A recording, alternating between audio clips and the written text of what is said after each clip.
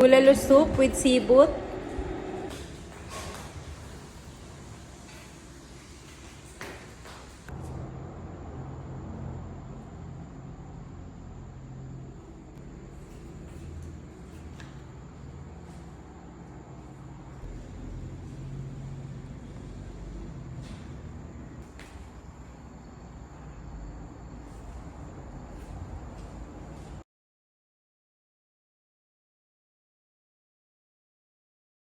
Ayan, ngayon na po ang start ng ating bisita serye. Meron po tayong pinapakulang bulalo. Ganito po ang sibut namin. Ayan po, sibut, bulalo.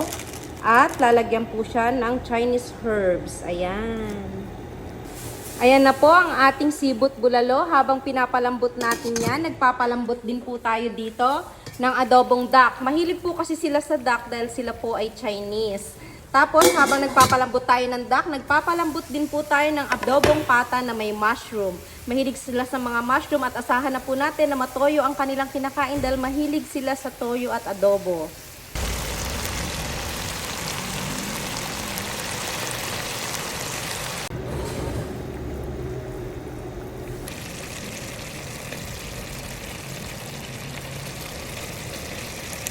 Ngayon po, sabay nating iluluto ang ating sugpo at ang ating stir-fry pusit.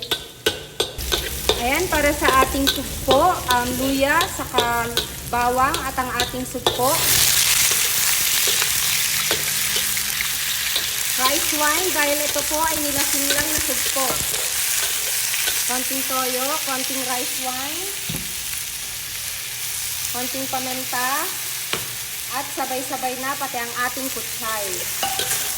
Halu-haluin lang po yan, maya-maya luto na. Sa kabila naman po, ito ang ating luya na sunog na. Una po natin igigisa dito ay ang gulay ng ating stir-fry na puset.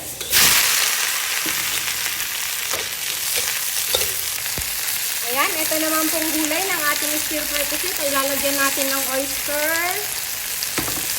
pamintang durog, at konting toyo. Ngayon po, pag nakikita natin yung half cook na ang ating mga gulay, kanina po hinanda ko na ang ating pusit na pakuluan na konti, pwede na rin natin isabay. Kasi po hindi po pwedeng matagal na niluluto ang pusit kasi sabi nila parang mag-rubber siya yung mas titigas, kunat. Bulalo soup with sibut.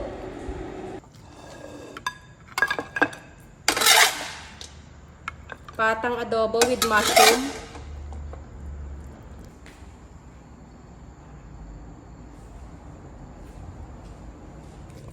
Adobong pato dahil paborito po ng mga bisita nating Chinese.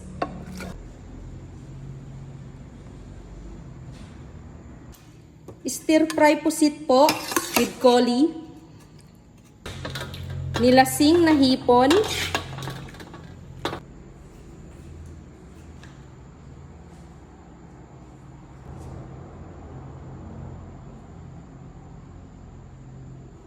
Ngayon po ay stir-fry bok choy.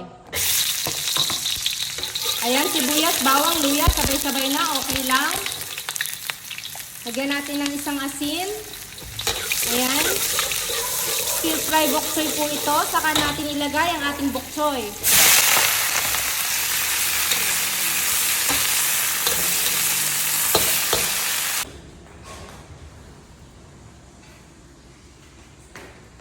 Siyempre po ay hindi mawawala ang panghimagas ng ating mga bisita.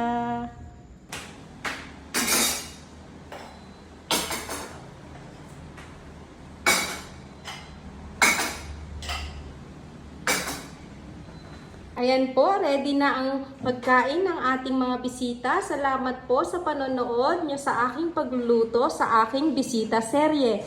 Maraming salamat po. Sana po yung nag-enjoy kayo. Huwag kalimutan laging magdasal bago kumain. Thank you po. Happy eating!